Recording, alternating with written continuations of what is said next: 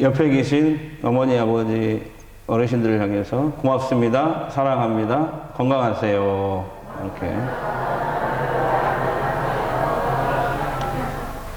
어머니 은혜 한번 해볼까요? 나 실제 괴로움 다 잊으시고 길을 제 밤낮으로 쓰는 마음 쉰 자리 마른 자리 알아내시냐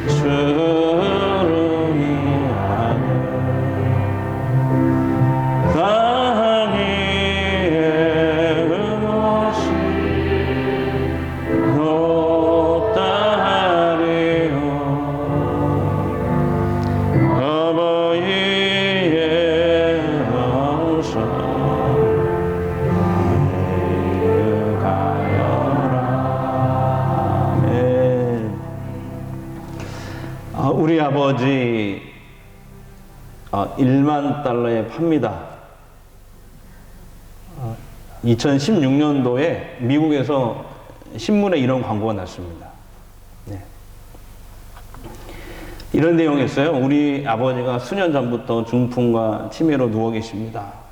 그동안 밥도 먹여드리고 대소변도 받아냈는데 이제는 너무 지쳐서 감당할 수가 없네요. 그래서 고심 끝에 우리 아버지를 팔려고 결심하고 광고를 냈으니까 누구든지 1만 달러, 우리 돈으로 1200만 원 정도 됩니다. 1만 달러의 아버지를 사갈 사람이 있으면 연락해 주십시오. 이런 광고였어요. 그 광고가 나가자 광고를 본 많은 사람들이 그 불효자를 욕했습니다. 근데 정말 한 젊은 남자로부터 연락이 왔습니다. 자신이 그 아버지를 사겠다고. 그래서 광고주가 다시 얘기했어요. 중풍과 치매에 걸린 아버지를 돌보는 거 쉬운 일이 아닙니다. 또 $10,000를 주고 사가야 됩니다. 그러니까 일주일간 더 깊이 생각해 보시고 정말 꼭 사야 되겠다라는 생각이 들거든 다시 연락을 주십시오. 일주일이 지났습니다. 그 젊은이에게 다시 연락이 왔습니다. 그 병든 아버지를 우리 부부가 $10,000에 사서 극진히 모시겠다. 그래서 그렇게 결심한 이유를 물어봤더니 이렇게 대답합니다. 저희 내외는 어릴 때부터 고아원에서 자랐습니다. 부모님의 얼굴도 모릅니다. 그래서 지금은 결혼해서 이렇게 아들, 딸을 낳고 복된 가정을 이루고 살고 있습니다. 그렇지만 아버지, 어머니라고 부를 수 있는 분을 모시고 살았으면 참 좋겠다. 이런 생각을 했습니다. 저희 아이들도 할아버지가 계시면 좋겠다. 지금 넉넉한 형편은 아니지만 대개 아버지를 우리가 사서 친아버지처럼, 친할아버지처럼 모시면서 효도하며 살겠습니다. 제가 아버님을 $10,000에 사겠습니다. 얘기를 하는 거죠. 젊은 내외는 광고주가 알려준 주소로 돈 $10,000를 가지고 찾아갑니다. 근데 주소로 찾아가 보니까 미국에서도 부자들만 사는 그런 마을에 도착을 한 거예요. 그 마을에서도 가장 큰 집에 도착을 합니다. 아, 우리가 잘못 왔나? 몇 번 확인했지만 그 집이 맞아. 배를 누릅니다. 배를 딱 누르는데 하인이 나와서 문을 열어줍니다. 기쁜 마음으로 이렇게 들어갔는데 마당에 큰 수영장이 있고요. 최고급 차들이 있는 거예요. 집 안으로 들어가니까 이 집이 완전 호텔같이, 완전 호텔의 호텔, 최고급 주택이 있습니다. 그 집 안에는 한 노신사가 앉아 계셨습니다. 멍하니 서 있는 젊은 부부를 보고 노신사가 앉으시라고. 그러면서 하는 얘기가, 내가 광고를 낸 사람이요. 그래서 다시 한번 확인하더래요. 그대들은 정말로 나의 병든 아버지를 $10,000에 사서 친부모처럼 모시고 싶느냐. 마지막 확인을 하더래요. 네. 젊은 부부는 두 손을 서로 잡고, 이번에 저희들이 아버지를 사서 모시고 살고 싶습니다. 다시 얘기하더래요. 그런데 아파서 지금 누워 계시는 이 늙으신 분을 안 보고 계약할 수 있느냐고. 노신사가 묻습니다. 그렇게 하겠다고 하면서 이제 $10,000,000를 꺼내서 보여주더랍니다.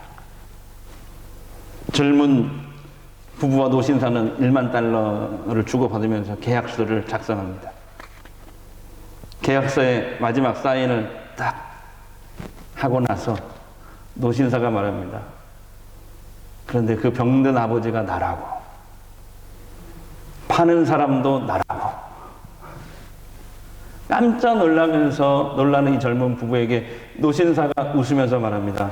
내가 나이는 많고 자식이 없기에 자식이 될 만한 착한 사람을 구하려고 이렇게 거짓 광고를 냈습니다. 이렇게 훌륭한 젊은 부부를 만나게 되어서 반갑습니다. 그러면서 갑자기 이렇게 얘기하는 거예요. 이제 너는 내 하나밖에 없는 아들이 되었으니 이 집을 비롯한 나의 모든 재산을 다 너에게 주겠노라. 너는 내 비서와 함께 빨리 집에 가서 네 아들들, 아니 내 손자와 손녀를 데리고 이곳에 와라. 나랑 함께 살자. 성경 말씀도 아닌데 아멘. 그럼 말씀할 때도 아멘 아멘 하시기 바랍니다.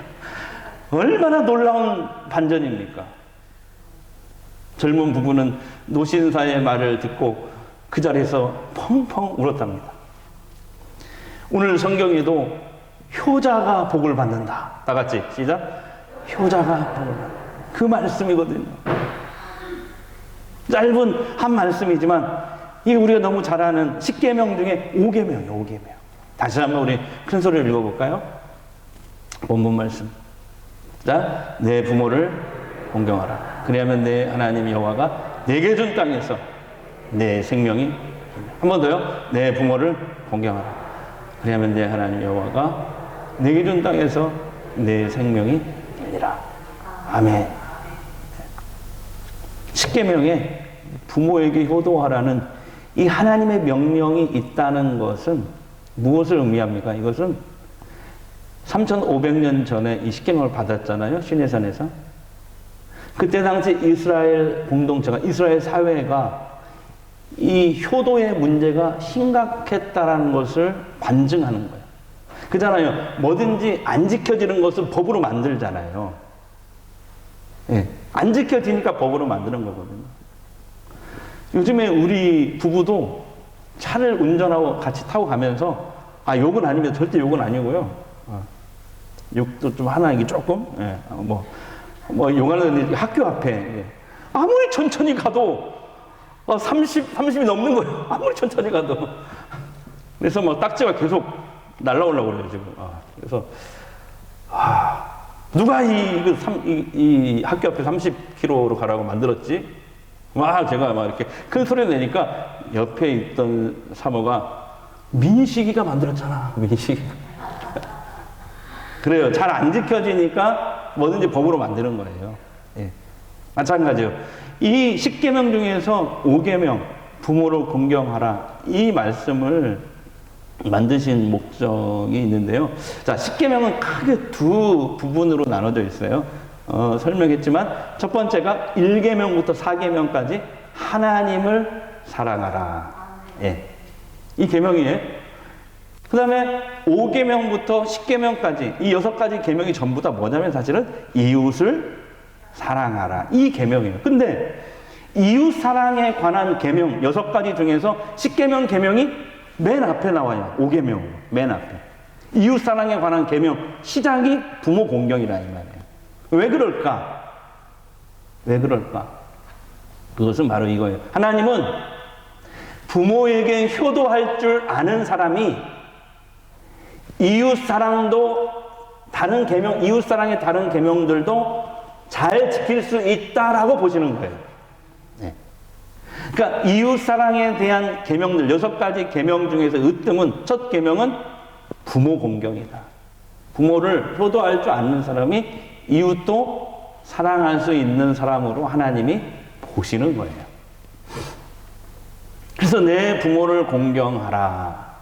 그래서 공경은 히브리어 원어 성경으로 카베드라는 단어를 씁니다. 이 카베드라는 단어는 공경이라는 단어 원어는 이런 뜻이에요.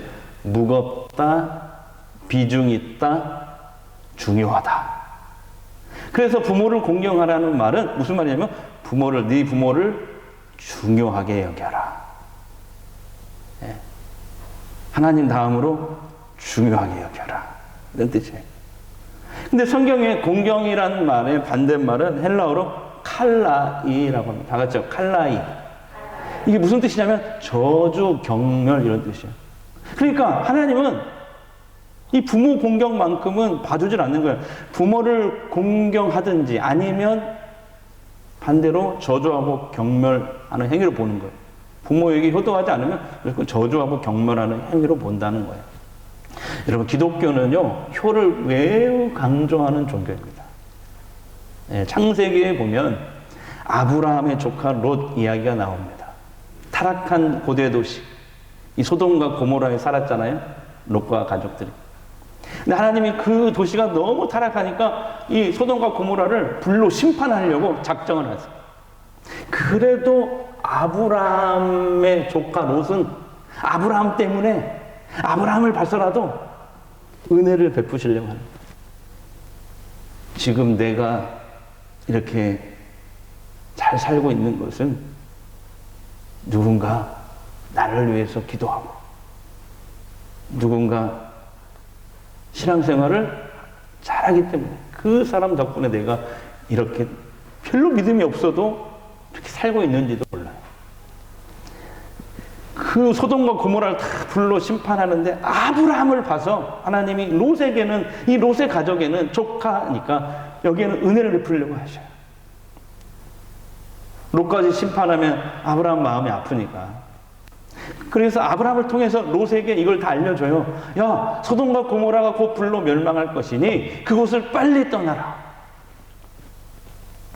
롯은 아브라함을 통해서 이 하나님의 말씀을 듣습니다. 그리고 자녀들을 소집해요. 소집해서 얘기를 합니다. 그런데 뭐라고 성경에 나오냐면 롯의 자녀들은 아버지 롯의 말을 농담처럼 여겼더라 이렇게 나와요. 그러니까 부모를 가볍게 여기는 거죠. 그 결과가 뭡니까? 불심판을 하고 다 죽어요. 여러분 부모가 살아계실 때 효도하는 것이 정말 중요합니다. 돌아가셔서 제사 잘 지내고 뭐예요? 살아계실 때 잘하라. 살아계실 때 정말 잘하자. 이게 기독교랍니다. 부모 공경은 우리 자녀들이 마땅히 해야 할 일이라고 오늘 하나님이 말씀을 통해서 이 계명을 통해서 5번째 계명을 통해서 강조하십니다. 다 같이요. 내 부모를 공경하라. 여러분은 이 하나님의 말씀을 내 부모를 공경하라는 이 하나님의 말씀을 어떻게 순종하며 살고 계십니까? 내 부모를 공경하라는 5계명은 우리 모두에게 굉장히 부담이 되는 말씀이에요. 왜냐하면 부모님께 내가 한다고 하는데 충분히 효도한다고 생각하는 사람들은 그리 많지 않기 때문에 그렇습니다. 또 저처럼 부모님이 일찍 돌아가신 분들은 그런 아쉬움이 남아요. 후회하시고 살아계셨을 때 좀 더 잘 해드렸어야 되는데 그런 아쉬움만 남는 것 같아요. 안타깝게도 우리나라도 이제 젊은 사람들이 부모 모시는 것을 점점 꺼려하는 그런 사회가 되어버렸어요. 그래서 심지어 나라에서요, 부모를 모시면은 세제 혜택을 줍니다. 참 가슴 아픈 얘기예요. 이게 우리나라예요, 우리나라.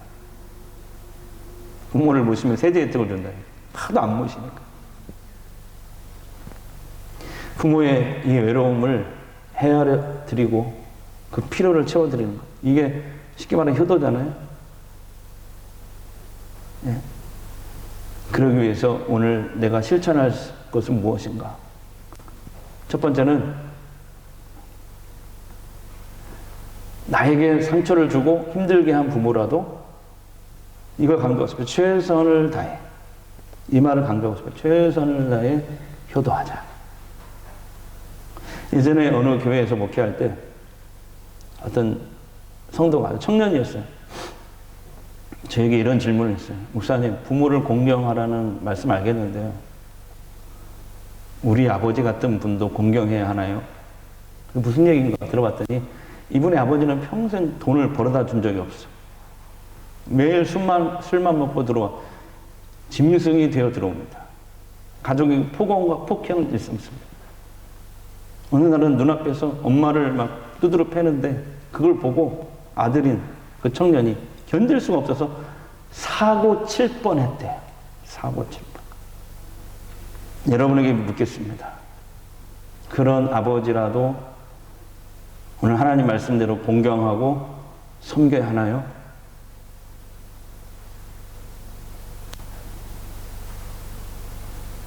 성경의 대답은 네입니다. 네. 그런 부모라도 마땅히 공경해야 되는 이유는 그분의 인격 때문이 아니라 그분의 역할과 자리 때문이라는 거예요. 부모는 하나님을 대신해서 나에게 생명을 주신 분이에요. 즉 부모는 하나님의 대리자이고 동역자입니다. 그러한 상징성 때문에 부모를 공경하라고 말씀하고 있는 거예요. 심지어는요, 성경에서 부모를 경외하라고까지 말씀합니다. 경외하라는 말은 하나님한테만 쓰는 말이잖아요. 그런데 유일하게 예외가 있어요. 바로 부모입니다. 레위기 19장 3절 보시면 너희 각 사람은 부모를 공경을 넘어서 경외하라라고 말씀하고 있어요. 각 사람은, 모든 사람은, 자녀인 모든 사람, 각 사람은. 부모는 하나님의 대리자요, 동역자이기 때문에 하나님을 대신해서 우리에게 생명을 주신 분이기 때문에 우리가 공경하고 경외할 대상인 것입니다. 제가 신학생 때 목회 모델로 삼았던 분이 이분이에요. 고 이중표 목사님입니다. 잘 아실 거예요. 저는 이분한테 직접 얘기를 들었어요. 살아계실 때. 25년 전에. 시골에서, 저 고부에서 목회를 하는데 아버지가 치매에 걸렸어요. 근데 모시고 살았어요. 그때는 뭐 양로당, 경로당 뭐 이런 게 잘 발달이 안 됐던 그런 병원, 그런 병원을 뭐라 그러죠? 요양 이런 것들이 없던 그런 때라. 자식이 이제 모셨는데. 그냥 가만히 계시면 좋은데 예배 드릴 때 성도들이 예배 드리고 있으면은 아버지가 교인들 신발을 신발장에서 꺼내다가 여기 한 장 던지고 저기 한 장 던지고 숨겨놓고, 예. 급기야는 이게 더 심해져가지고 신발에다 똥 싸고 오줌 싸고 교인들이 예배 후에 막 짜증내고 화내고 막 그랬대요. 그런데 목사님은 그런 아버지를 끝까지 품습니다. 잘 모시고 돌아가실 때까지 효도하며 살았대요. 그래서 나중에 목사님이 서울의 한신교회, 대형교회잖아요, 지금. 그 교회 개척할 때 교인들한테 그런 설교를 많이 하셨어요. 우리 하나님 나라의 효자들이 됩시다. 하나님의 효자들이 됩시다.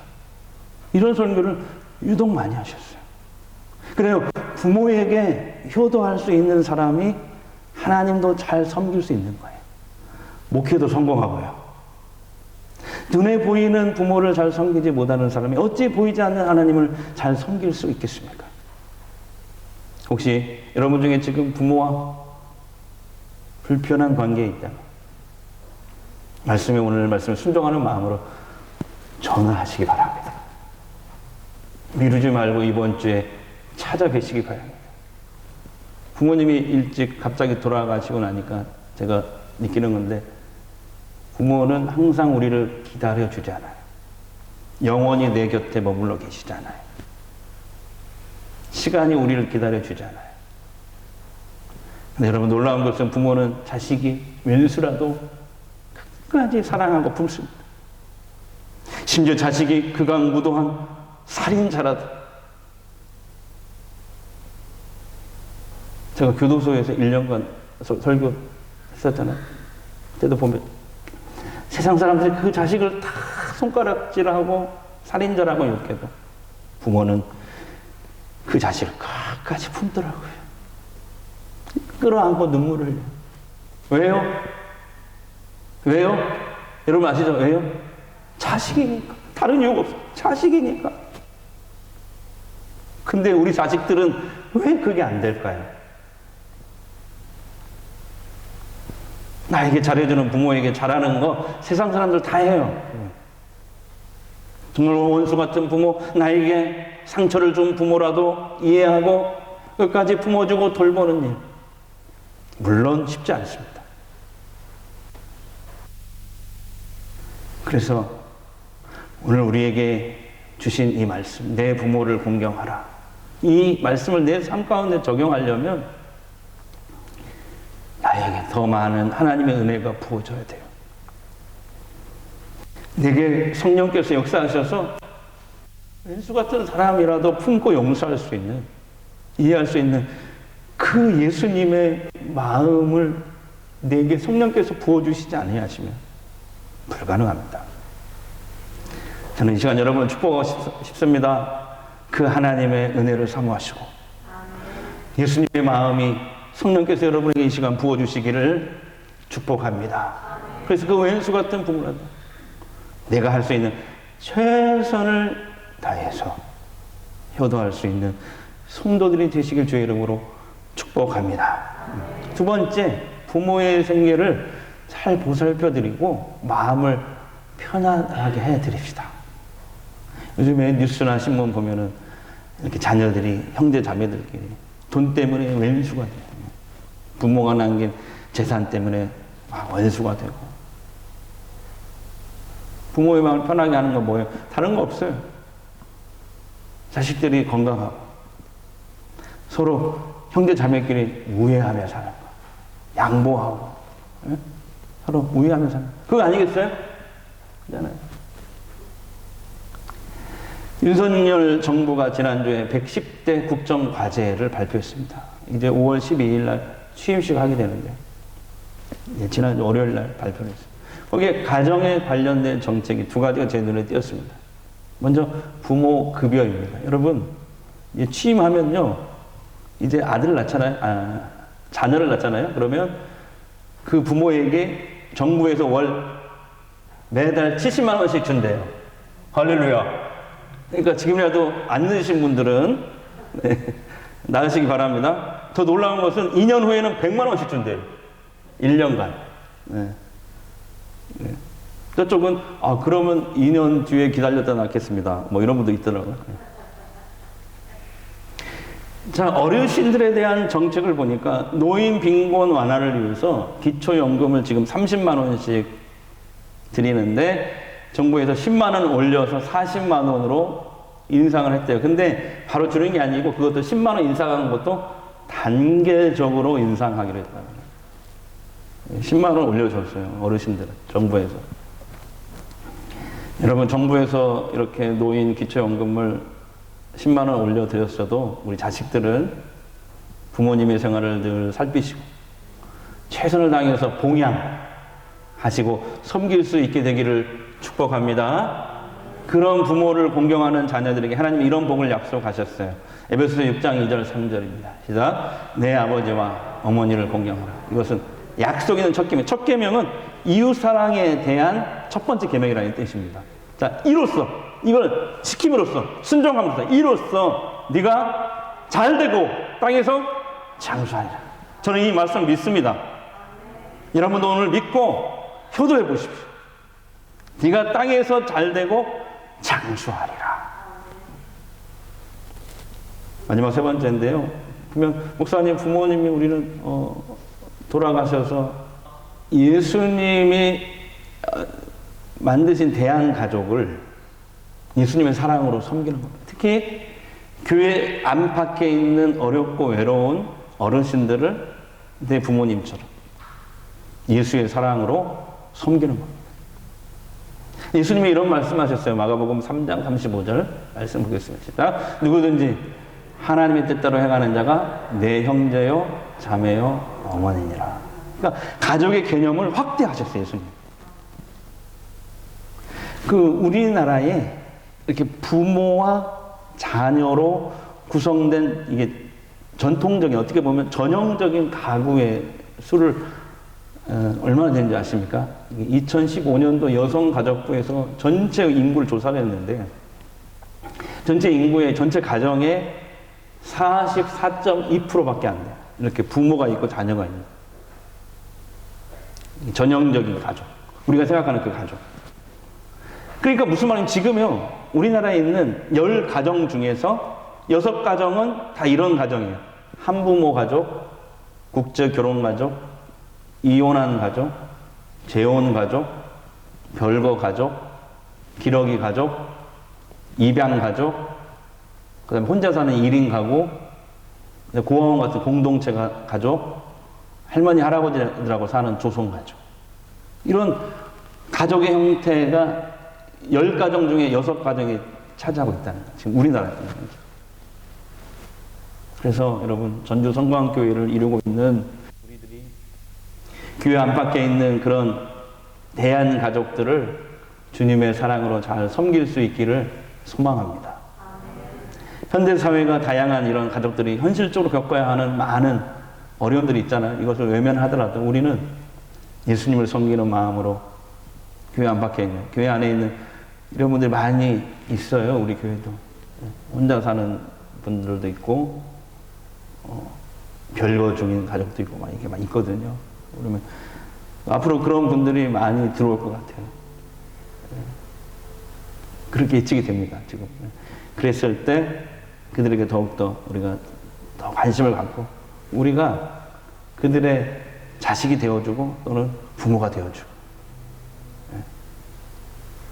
예수님 말씀하신 그 대한 가족들을 잘 품어주는, 사랑으로 돌봐주는 그런 가족 공동체, 우리 전주 성광교회가 됐으면 좋겠습니다. 그런 일을 하나하나씩 우리가 차근차근 앞으로 해 나가십시다. 그래서 해체되어가는 가정이 자꾸 깨지고 있잖아요. 우리 사회에. 이런 대한 가족들이 자꾸 늘어나고 있잖아요. 그 가족의 빈 곳을 우리 교회가 채워줄 수 있는 그런 교회 됐으면 좋겠고요. 그리스도 사랑으로 네 자식 내 자식, 네 부모 내 부모 따지지 말고, 칼빈이, 종교개혁자 칼빈이 그 유명한 말을 했어요. 교회는 신자들에게 어머니와 같다. 유명한 말이에요. 교회는 신자들에게 어머니다. 그래요. 우리 교회는 앞으로 어머니 품속 같은 그런 따뜻한 교회, 그런 교회로 만들어 나갑시다. 네. 우리에게 은혜가 필요합니다. 오직 예수뿐의 이 찬양 해볼까요?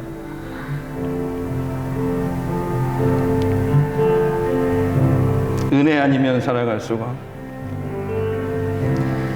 은혜 아니면 살아갈 수가 없네. 호흡마저도 나 주의 것이니, 세상 평안과 위로 내게 없어도 예수 오직 예수뿐이네. 다시 한번 은혜 아니면 살아갈 수 없네. 은혜 아니면 살아갈 수가 없네. 마저도 다 주의 것이니 세상 평안과 위로 내게 없어. 예수 오직 예수뿐이래. 그 신 외에 다 볼 수 없고 그 신 외에 다 볼 수도 없고 작은 고난에 지쳐도 주께 묵힌 나의 모든 삶 버티고 견디게 하시네. 은혜 아니면 살아갈 수가 없네. 나의 모든 것 다 주의 것이니 참된 평안과 위로 내게 주신 주 예수 오직 예수뿐이래. 기도하겠습니다. 하나님, 내 부모를 공경하라. 우리 예수 믿는 하나님의 자녀들이 마땅히 해야 할 일임을 알았습니다. 나와 불편한 관계에 있는 부모라 할지라도 성령께서 이 시간 우리에게 예수님의 마음을 부으시고 하나님의 은혜로 충만케 하셔서 부모에게 내가 할 수 있는 최선을 다하여 효도할 수 있도록 우리를 이끌어 주시옵소서. 예수님의 이름으로 기도합니다.